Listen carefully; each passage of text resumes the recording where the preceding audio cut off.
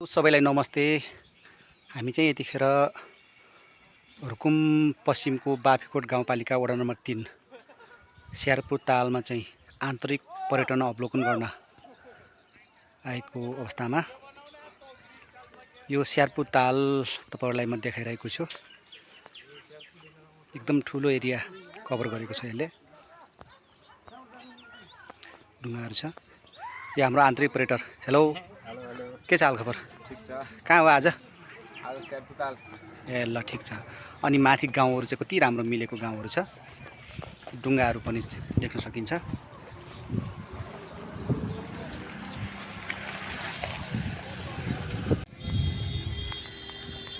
कति राम्रो ठाउँ छ के है। त्यो माथि लेकको ढुङ्गाहरू बेस भएर ताल बनेको छ।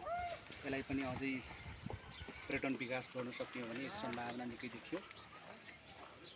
यो पुरै त्यो पशु चौपायाहरू चाहिँ चढिरहेको देखिन्छ। त्यहाँ पनि पानी लगभग सुकिरहेछ अहिले। यसलाई ड्याम बनाउन सकियो भने यो राम्रो देखिन्छ।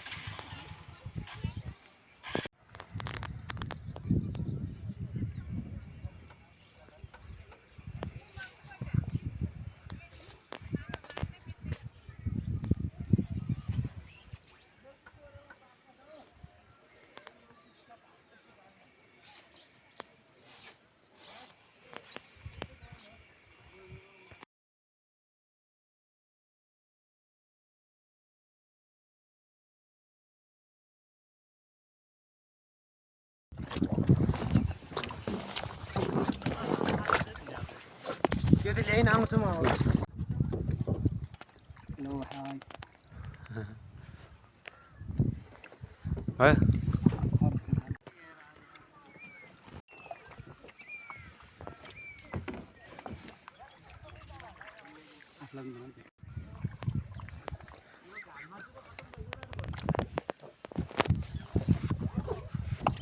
हामी चाहिँ स्यारपुर तालमा पुगिसकेका छौँ। हामी अहिले बोटिङ गर्दैछौँ। म तपाईहरुलाई चाहिँ यहाँको भिडियोहरू पनि देखिरहेको छु। कति गहिरो छ होला यो ताल है? 1500 मिटर है। बर्खामा त जस टन्नै हुन्छ होला हैन? बर्खामा यसो त हेर।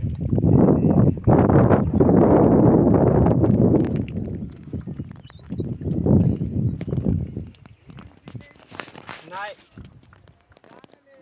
एकैछिन हेटी घुम्ने हो क्या।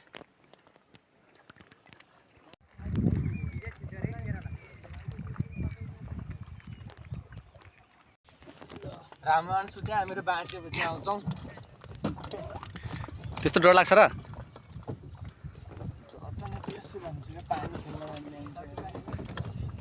तपाईहरु यहाँ पौडी खेलिहाल्नुहुन्छ? पौडी खेलेर आएको त ए